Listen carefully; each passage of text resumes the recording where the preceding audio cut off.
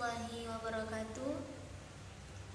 Perkenalkan, nama saya Alisa Amelia dari kelas G dengan NIM 124011191. Program studi Pendidikan Agama Islam, Fakultas Tarbiyah dan Ilmu Keguruan. Di video kali ini, saya ingin menceritakan sedikit tentang sejarah perkembangan bahasa Indonesia yang berjudul Asal Mula Bahasa Indonesia. Bahasa Indonesia yang kini kita gunakan sebagai bahasa resmi di negara kita berasal dari bahasa Melayu.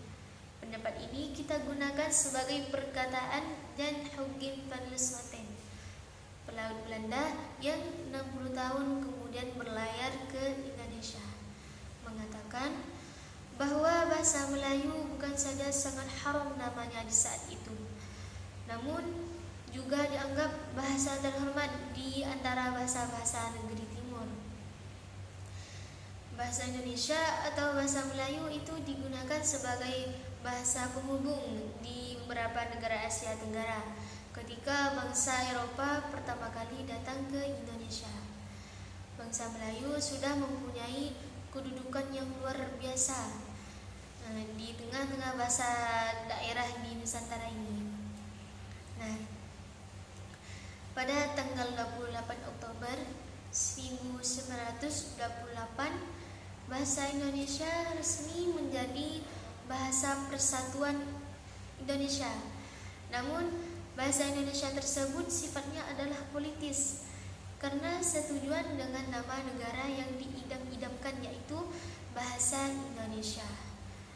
Sifat politik ditimbulkan karena keinginan agar bangsa Indonesia mempunyai semangat juang bersama-sama dalam memperoleh kemerdekaan agar lebih merasa terikat dalam satu ikatan, satu tanah air, satu bangsa, dan satu bahasa.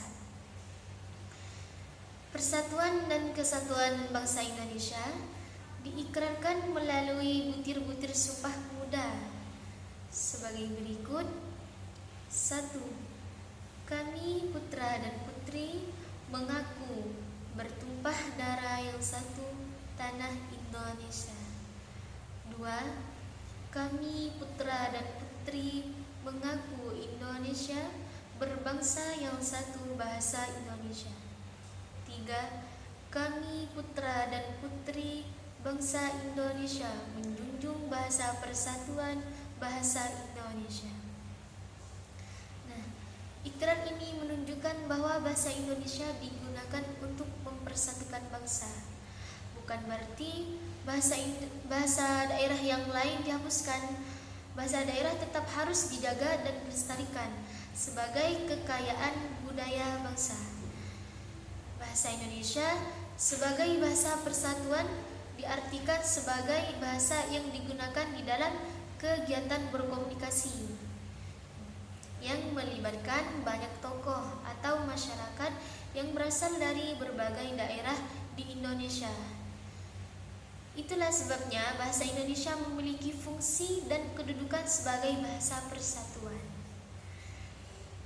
Nah, demikian video singkat saya ini. Jika ada kekurangan, mohon dimaafkan. Sekian, terima kasih. Wassalamualaikum warahmatullahi wabarakatuh. Audio Jungle.